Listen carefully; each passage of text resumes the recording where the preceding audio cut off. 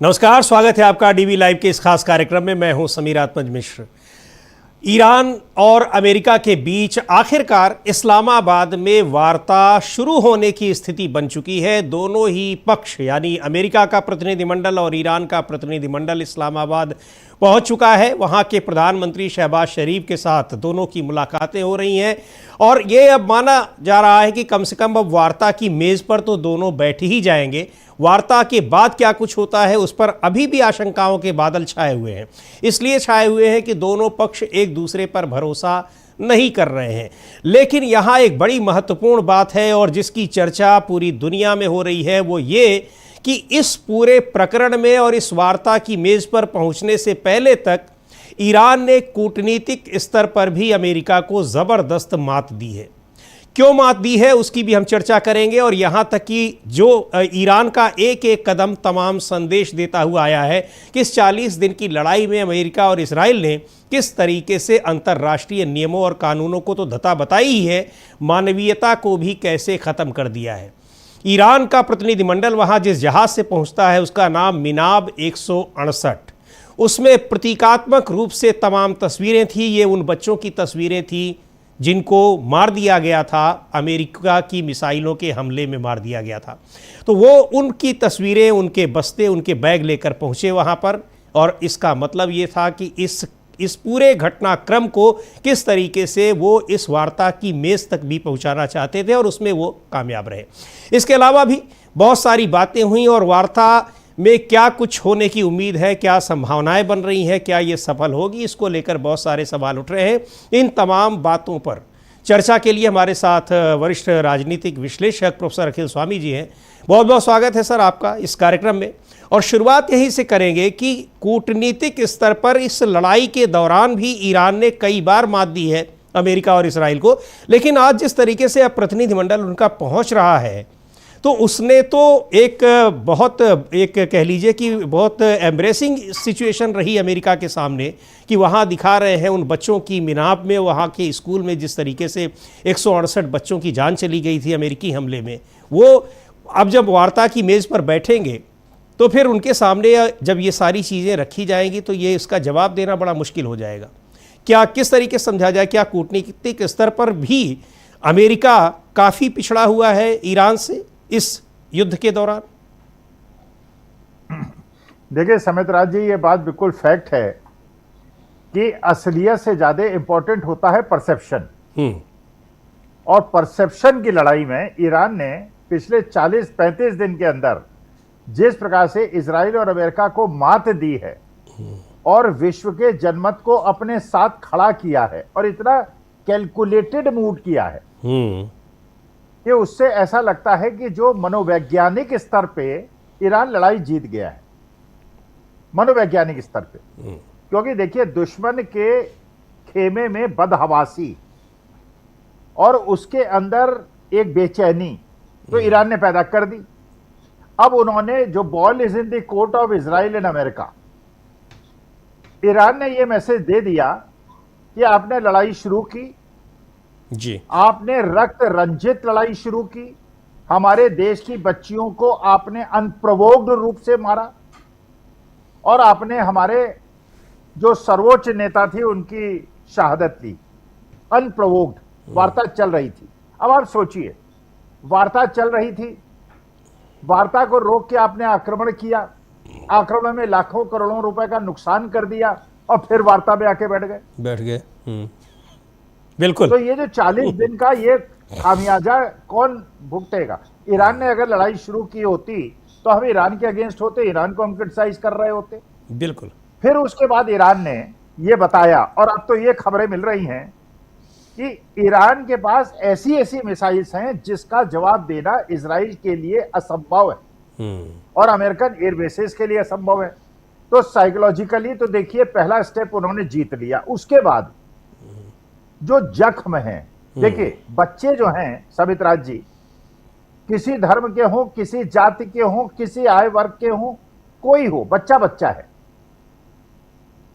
अगर ये इजराइल के बच्चे मरे होते तो हम उसके लिए अफसोस मनाते, अमेरिका के होते, कहीं के बच्चे, पाकिस्तान के बच्चे भी होते तो हमें दुख होता। क्योंकि बच्चे बेचारे जिनको अभी उन्होंने दुनिया नहीं देखी है, उनकी हत्या आपने कर दी। ऐसे अबोध लोगों की जो स्कूल गए थे बेचारे पढ़ने के लिए, और उनके रक्त रंजित जो वो थे, बस्ते थे और पानी की बोतलें थीं, वो माँ बाप को देख के कैसा लगा होगा।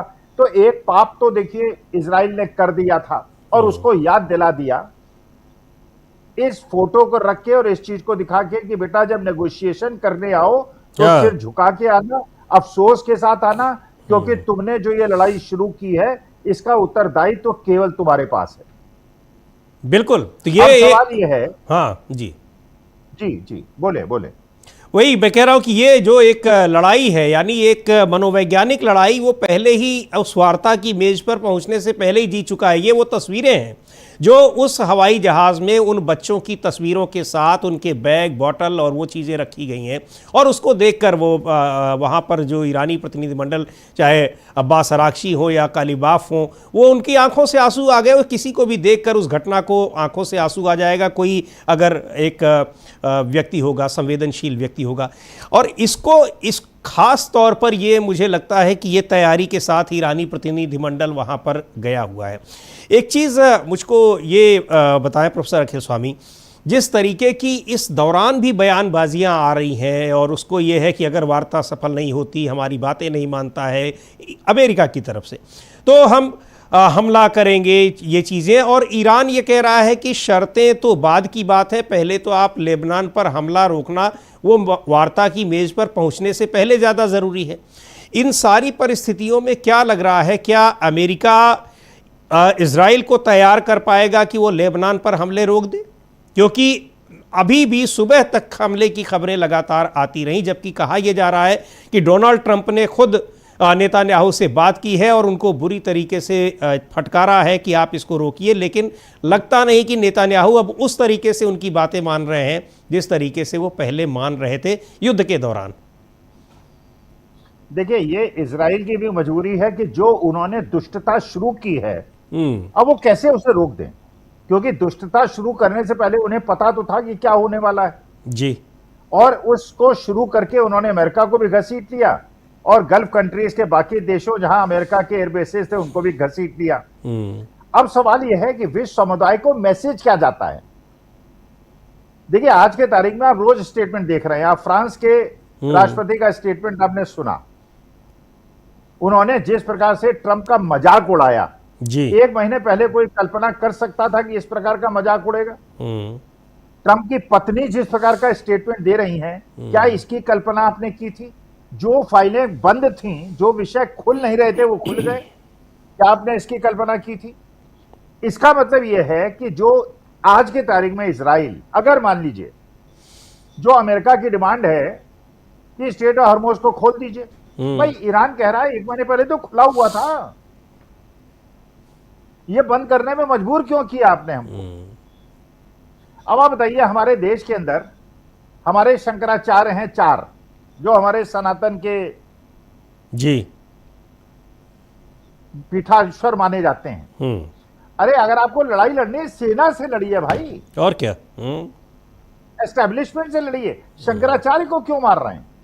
क्यों बता रहे हैं कि वहां पे जो रिजीम है वो अयतुल्ला गिरी? अरे अयतुल्ला तो वह धार्मिक नेता हैं, रिजीम के लिए तो उनके प्रेसिडेंट अलग हैं, उनके कैबिनेट अलग है, डेमोक्रेटिक सेटअप अलग है। उनके सेना से लड़िए। आप कहां जाके वहां के अयतुल्ला का आपने शहादत क्लेम करके वहां के लोगों की भावनाओं को भड़का दिया जी, जिसका कोई लेना देना नहीं था। और वयोवृद्ध आदमी, ऐसा व्यक्ति जिसमें देख के आपकी श्रद्धा उभरती है। फिर जैसे आपके कार्यक्रम में कल जो आपके ईरान के प्रवक्ता आए थे, आपने सवितराज जी जरूर देखा होगा कल का न्यूज पॉइंट, जिस प्रकार से वहां दिखाया किस प्रकार से गुरुद्वारे हैं और गुरुद्वारे के आसपास कितने सारे सैकड़ों सिख परिवार रहते हैं। हाँ। और आज से नहीं 50-50 साल से रहते हैं और प्यार मोहब्बत से रहते हैं जी।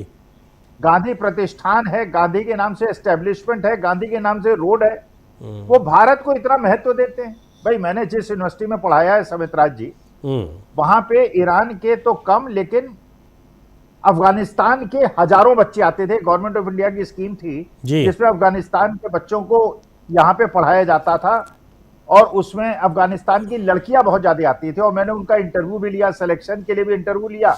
और इतना ज्यादा, मैं सुमित्रा जी आपको सच बताता हूं, हमारे भारतीय बच्चे इतने ज्यादा एक्साइटेड नहीं होते थे। दूर से दौड़ती हुई बच्ची आती थी, स्वामी सर आप ही ने इंटरव्यू लिया था सर। मैंने कहा यार तुम्हें हिंदुस्तान में कैसा लग रहा है? कि साहब हिंदुस्तान तो स्वर्ग है। जी। और हिंदुस्तान में आप जैसे लोग हैं, और किस तरह से आप लोग हमें ट्रीट करते हैं, कैसे गुरु शिष्य परंपरा है, उसी प्रकार से ईरान में है। तो देखिए, एक चीज आप देखिए, परसेप्शन को क्रिएट करने में, अगर कोई भी भारतीय जिसने कल डीवी लाइव का न्यूज पॉइंट देखा होगा, ईरान के बारे में जो एक वेस्टर्न वर्ल्ड ने परसेप्शन बनाया हुआ है कि इस्लामिक कंट्रीज जो हैं बड़े कट्टर होते हैं, सबसे ज्यादा लिटरेसी रेट ईरानियन वुमेन की है, और वहां पे हम हिंदुओं पे और सिखों के बिल्कुल परिवार की तरह उनको ट्रीट किया जाता है। जो ईरान जाता है लौटना नहीं चाहता। हजारों, और जो जितने भी आपके कार्यक्रम में वहां के प्रवक्ता आते हैं सारे हिंदुस्तानी आते हैं, तभी इतनी अच्छी हिंदी बोलते हैं, और भारत के संस्कारों के बारे में भी उनको आइडिया है। और एक तरह वो बदहवास इजराइल, जो खुद ही बंकर में घुसा हुआ है, क्योंकि वहां पे गृह युद्ध की स्थिति पैदा हो गई है। पूरा वर्ल्ड बाइकआउट करने को तैयार है। ट्रंप के खिलाफ लोग बोल रहे हैं, नेतन्याहू को बोल रहे हैं। पाकिस्तान जैसा देश नेतन्याहू को गालियां दे रहा है और कह रहा है ये रोग स्टेट है ये। तो आप बताइए, ऐसा जो परिवर्तन 1 महीने के अंदर हो गया, ये लड़ाई से तो नहीं हुआ है ना, ये मिसाइल से तो नहीं हुआ है, ड्रोन से तो नहीं हुआ है, ये हुआ है बुद्धि से, दिमाग से। जी। तो ईरान ने दिखा दिया है कि हम सैन्य मामले में भी तुमसे पीछे नहीं है, वहां भी ठोक देंगे। तुम जिनको कहते हो कि लोग देख नहीं सकते ऐसे ड्रोन को, हम उन्हें भी गिरा देंगे। ये लगातार, हाँ, ये तो पूरे युद्ध के दौरान भी हम लोगों ने देखा प्रोफेसर अखिल स्वामी जी, कि ईरान में, वो देश जहां पर लगातार बमबारी हो रही है, चूंकि ईरान हमले कर रहा है, ईरान पर हमले हो रहे हैं, वहां पर पूरी जनता बाहर निकलकर प्रदर्शन कर रही है बेखौफ। और ईरान की तमाम एम्बेसीज के जो अलग अलग देशों में हैं, वो लोग जिस तरीके के ट्वीट कर रहे थे, उससे ये बहुत सारी चीज़ें थी कि किस तरह वहाँ के लोगों का समर्थन अपनी जनता और अपने सरकार के साथ, अपनी सेना के साथ दिखाई पड़ रहा है, और विचलन कहीं नहीं दिखाई पड़ रहा था। ये बड़ी महत्वपूर्ण बात है जिसका आपने जिक्र किया कि बदहवास की स्थिति में पूरा इजराइल दिखाई पड़ रहा है। लाखों लोग तो वहाँ से पलायन कर रहे हैं। पूरे युद्ध के दौरान हम लोग लगातार तस्वीरें दिखा रहे थे और चर्चा भी कर रहे थे, ये बता भी रहे थे अपने दर्शकों को कि वहाँ लाइन लगी है देश छोड़कर बाहर जाने की, क्योंकि देश के भीतर रहने का मतलब कि आप या तो बंकरों में रहिए, या तो कहीं रही, अगर आप खुले में गए और कहीं आपके ऊपर कोई हमला हो गया तो पूछने वाला कोई अस्पताल और एम्बुलेंस भी नहीं है। इस तरह की खबरें वहाँ से लगातार आ रही थी। वहीं दूसरी ओर डोनाल्ड ट्रंप के जिस तरीके के बयान आ रहे हैं, या जेडी वेंस के आ रहे हैं, यानी अमेरिकी अधिकारियों के बयान आ रहे हैं, उन चीज़ों को देखते हुए बिल्कुल सधे तरीके के बयान हमको ईरान के नेताओं के दिखाई पड़े। कहीं भी कोई एक इस तरीके से नहीं दिखा रहे हैं कि किसी को उकसा रहे हैं, किसी के खिलाफ कोई खुन्नस निकाल रहे हैं। सीधी सीधी बात उनके यहाँ से देखने को मिली कि हम पहले हमला नहीं करते हैं, लेकिन हमला होता है तो हम जवाब देते हैं, इसी स्टाइल में। और अभी जब वो वार्ता की मेज़ पर बैठने जा रहे हैं, तब भी स्टैंड बिल्कुल क्लियर दिखाई पड़ रहा है, ना धमकी ना चेतावनी। और दूसरी बात कि जब वो चेतावनी दे रहे हैं तो फिर वैसा वो कर भी रहे हैं। ऐसा नहीं है कि आपने कह दिया कि कल की रात कयामत की रात, और रात आने से 15 घंटे पहले ही आपने कहा छोड़ो अब ये कल की रात आएगी, 15 दिन बाद आएगी। ये वाली चीज़ें नहीं रही हैं। और इन चीज़ों का भी असर और एक जो कॉन्फिडेंस होता है, वो ईरान के वार्ताकारों के अंदर वो कॉन्फिडेंस दिखाई पड़ रहा है, लेकिन जो बेचैनी है वो अमेरिकी वार्ताकारों के भीतर भी दिख रही है। तो और दूसरी ओर मैं एक जो सवाल आपसे पूछना चाह रहा हूँ वो ये कि ये बेचैनी तो सबसे ज़्यादा इजराइल की तरफ से दिख रही है। उसको आपने कोई उसमें पार्ट नहीं बनाया है, जबकि वही मुख्य किरदार है। ये इनका इस वार्ता का जो भी हो, कुछ उससे निकल कर आता है नहीं निकल कर आता है, इसका असर अमेरिका और इजराइल के रिश्तों पर किस तरीके से दिखाई पड़ेगा? देखिए, ये बात सुमित्रा जी बिल्कुल स्पष्ट है कि ईरान ने अपने को गांधीवाद के प्रतीक के रूप में प्रस्तुत किया है, और इजराइल ने अपने को गोडसे के प्रतीक के रूप में प्रस्तुत किया है। आज के तारीख में बिल्कुल सही बात है कि पहले आक्रमण करके इजराइल ने उत्तेजित किया और पूरे विश्व के अंदर एक आर्थिक संकट पैदा कर दिया, नंबर एक। नंबर दो, देखिए यह बात बिल्कुल सही है कि ईरान ने जिस प्रकार से वहां पे एक पैगाम पूरे विश्व को दिया कि वो देश जो अमेरिका के साथ हमेशा खड़े रहे, जिनके लिए कल्पना नहीं की जा सकती थी, और मेरे ख्याल से डोनाल्ड ट्रंप ने भी कल्पना नहीं की होगी कि इस प्रकार से अमेरिका की ऐसी स्थिति हो सकती है कि वो अकेला थकेला पड़ जाए और इतना ज्यादा मोहब्बत के चक्कर में, इजराइल की मोहब्बत के चक्कर में एक चौधरी की चौधराहट खत्म हो जाए और हर आदमी उसे धमकाने लगे। कभी स्पेन धमकाने लगता है, कभी फ्रांस धमकाने लगता है, कभी स्वीडन धमकाने लगता है, और इधर जो बाकी देश उसके विरोधी थे वो तो विरोधी हुई।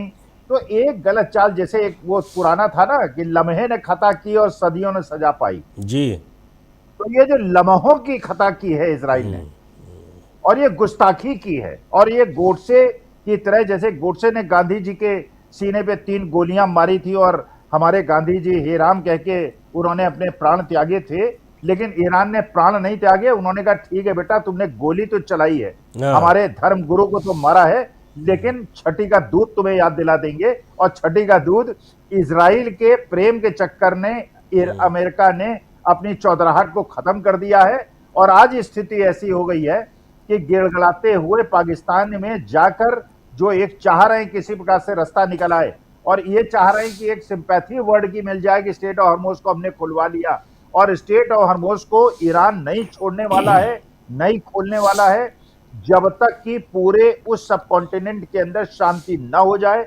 लेबनान को आप क्यों मारेंगे भाई, वहां के लोगों को क्यों मारेंगे? अगर अटैक तो इजराइल करता है ना, हर देश के अंदर घुसा चला जा रहा है, अपनी सीमाएं बढ़ाता चला जा रहा है, तो लेबनान को क्या, लेबनान को अपने सुरक्षा के लिए अधिकार नहीं है क्या? क्या वो जो आप करना चाहेंगे, अमेरिका जो है कभी वेनेजुएला पे घुस जाएगा, कभी क्यूबा पे घुस जाएगा, कभी कनाडा पे घुसने की बात करेगा, और ये इजराइल जो है कभी लेबनान में घुस जाएगा, कभी यमन में घुस जाएगा, कहीं कुछ करने लगेगा, अपनी चौधराहट बढ़ाएगा, पिद्दी ना पिद्दी का शोरबा। और आपने विश्व शांति के ऊपर इतना बड़ा परेशानी डाल दी है कि हम भारतीय भी परेशान है। अभी तो देखिए इलेक्शन का वोटिंग हो जाए, उसके बाद देखिए आपकी और हमारी जेब पे कितना असर पड़ेगा। खैर मुझे बहुत असर पड़ेगा नहीं, मेरे पास गाड़ी नहीं है। जैसे निर्मला सीतारमण कहती थी ना, मुझे प्याज के प्राइस से क्या अंतर पड़ेगा, मैं तो प्याज खाती नहीं, मेरे पास गाड़ी नहीं है। महीने में 2-3 बार बाहर ओला उबर से निकलता हूँ, अब निकलना छोड़ दूंगा, एक घोड़ा खरीद दूंगा, उसी में चलूंगा। एक घोड़े के साथ समस्या उसको रखूंगा, घास कैसे खिलाऊंगा? घोड़ा भी तो कुछ न कुछ तो खाएगा ही, ऐसे चलेगा नहीं। खैर बात सही कर रहे हैं आप, लेकिन ऐसा बहुत कम लोगों के पास है। गाड़ी हो या ना हो, पेट्रोल डीजल की कीमतें बढ़ेंगी तो उसका असर तो सब पर दिखाई पड़ेगा, महंगाई पर, ट्रांसपोर्टेशन और सारी चीज़ें महंगी हो जाती हैं। और वो सही आप कह रहे हैं कि इलेक्शन के बाद अभी तो देखना बाकी है कि क्या कुछ होता है। अभी तो प्रधानमंत्री भी बहुत व्यस्त हैं और रैलियों में, मुझे लग रहा है कि यहाँ पर भारत की कैबिनेट में इन सारी चीज़ों पर चर्चा भी नहीं हो रही है।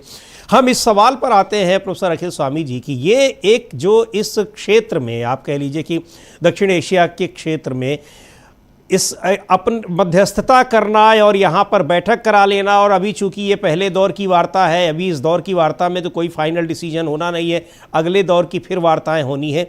इन सब में ये जो एक कह लीजिए कि अपनी जगह पाई है पाकिस्तान ने, ये कितनी अहमियत रखती है उसके लिए, और इस क्षेत्र के लिए भी कितना महत्वपूर्ण है?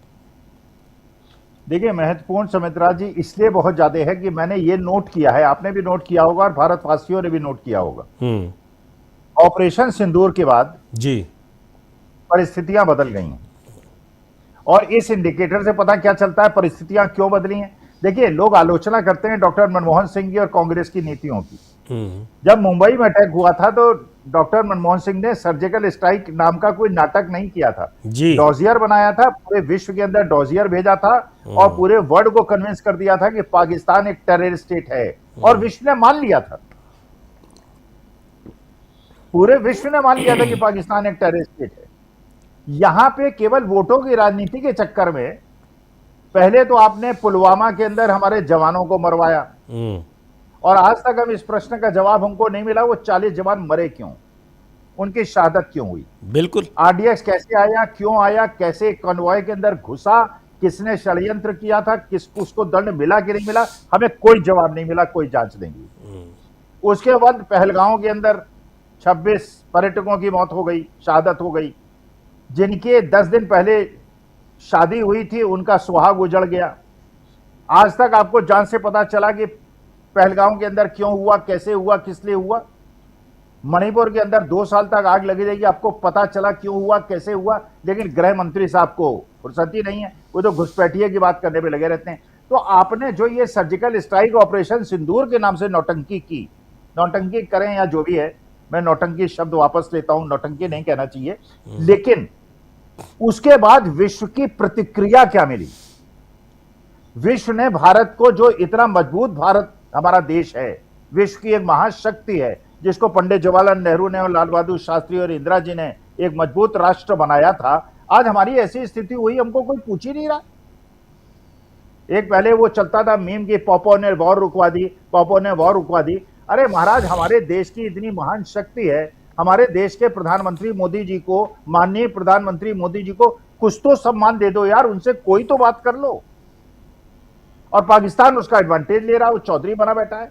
जो टेररिस्ट स्टेट था, जिसको टेररिस्ट स्टेट हमने डिक्लेयर करवा दिया था, वो आज के तारीख में चौधराहट कर रहा है, तो हमारे दिल में छुरियां चलेगी कि नहीं चलेगी?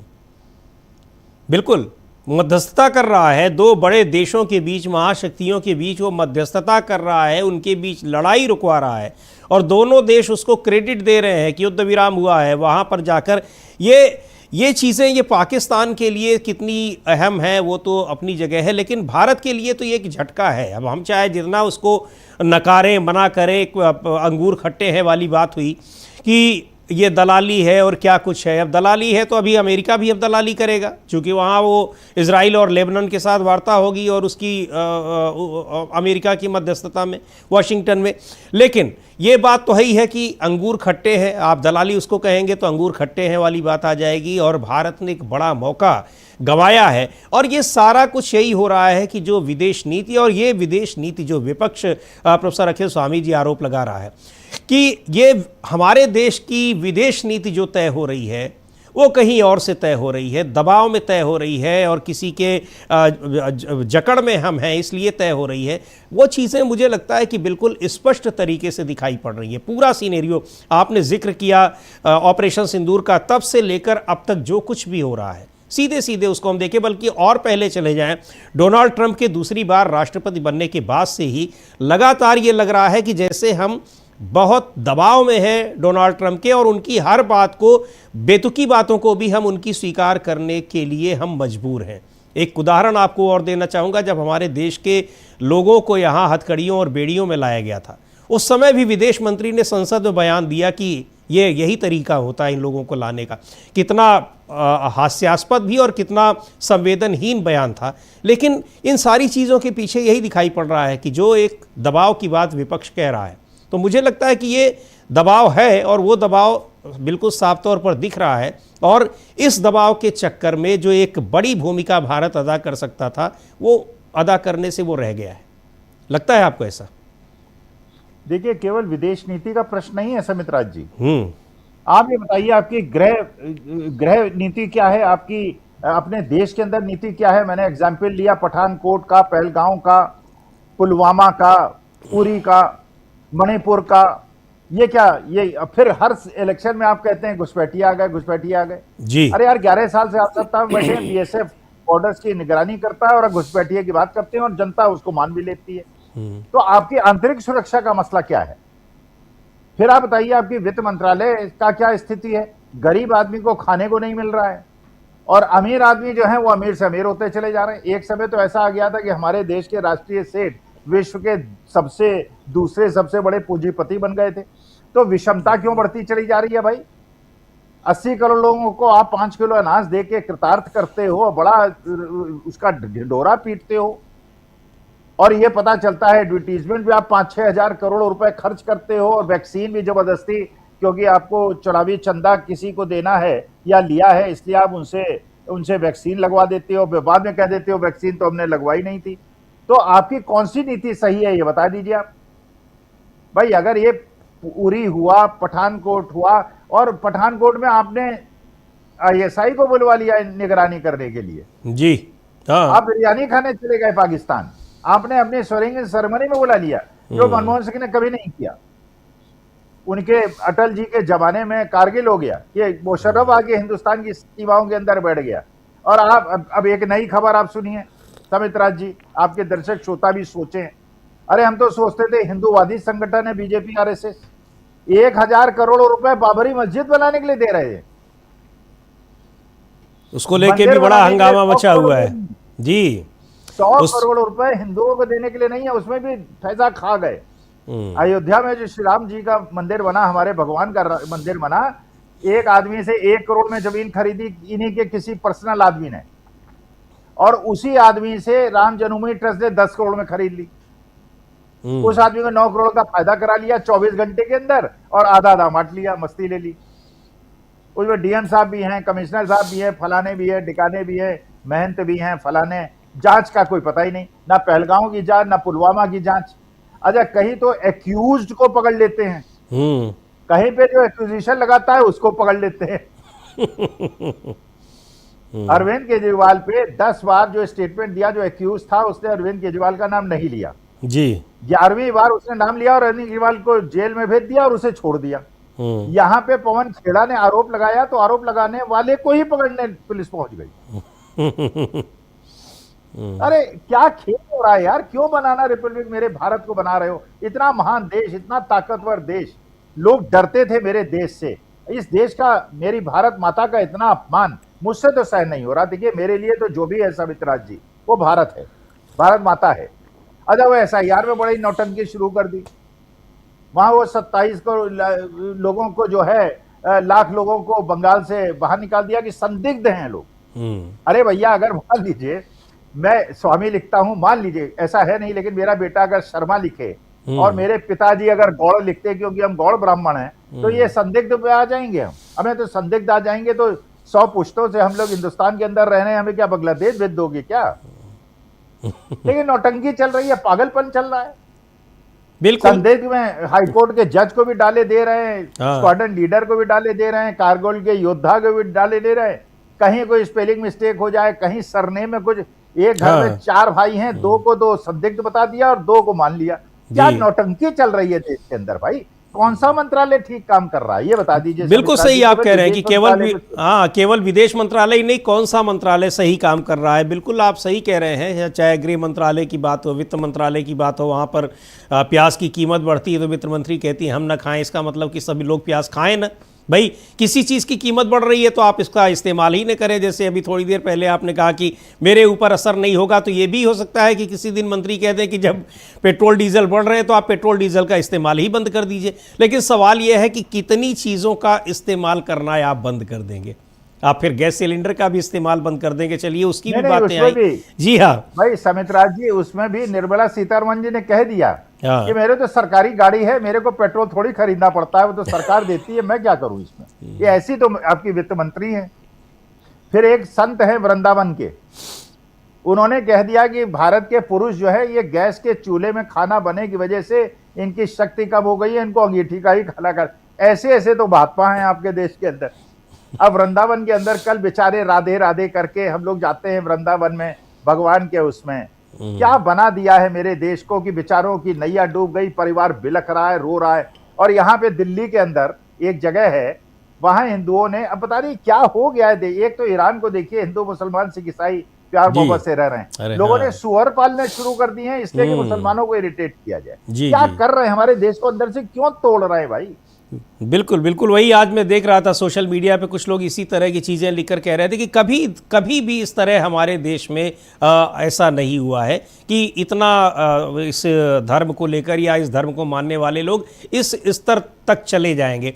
बहरहाल अगर अब ये ईरान की ओर से वहाँ पर पाकिस्तान के प्रधानमंत्री कार्यालय की ओर से ये जानकारी दी गई है कि वार्ता शुरू हो गई है, यानी JD वेंस अमेरिकी प्रतिनिधिमंडल की भी मुलाकात उनसे हो गई है। लेकिन इस बीच ईरान का एक बार फिर वहाँ के सरकारी टेलीविज़न चैनल का एक बयान आया है कि ईरान पूरी तरीके से ये सुनिश्चित करके वहाँ गया हुआ है कि अगर उसकी शर्तें नहीं मानी जाती हैं तो फिर ये वार्ता का कोई मतलब नहीं है, यानी वो उस वार्ता को फिर वो सफल नहीं हो पाएगी, इस तरह से कहना है। क्या लग रहा है, अब आखिरी सवाल है, इसका आपसे जवाब चाहूँगा, क्या वार्ता से कोई सकारात्मक नतीजा निकलने की उम्मीद दिख रही है या फिर अभी वार्ताओं के दौर ही चलेंगे? देखिए सुमित्रा जी, मेरा व्यक्तिगत विचार यह है कि कोई समझौता होने की संभावना बहुत कम है, और अगर समझौता होगा जी, तो ईरान के टर्म्स पे होगा। बिल्कुल। लेबनान पे अटैक बंद करना होगा और इस पूरी शांति होगी। स्टेट ऑफ हर्मोज खुलेगा तो वो टोल टैक्स लेगा और इनको कंपेंसेट करना पड़ेगा, या तो समझौता नहीं होगा। अगर समझौता होगा तो ईरान की शर्तों पर होगा। बिल्कुल बिल्कुल, और ईरान ने एक स्पष्ट रूप से कह दिया है और वो लगातार इस बात को दोहराता हुआ चला आ रहा है। बहुत शुक्रिया प्रोफेसर अखिल स्वामी जी, आपने इतनी सारी जानकारी दी। हम लोग भी अब देखते हैं वार्ता का नतीजा क्या कुछ निकलता है, लेकिन बहुत महत्वपूर्ण बात आपने कही कि अगर समझौता होने की उम्मीद तो बहुत कम है, लेकिन अगर ये वार्ता सफल होती है तो निश्चित तौर पर इस वार्ता को सफल करने के लिए ईरान की शर्तों को अमेरिका को मानना ही होगा। रहेगी नज़र। इस कार्यक्रम को भी यहीं समाप्त करते हैं। मुझे दीजिए इजाज़त। नमस्कार।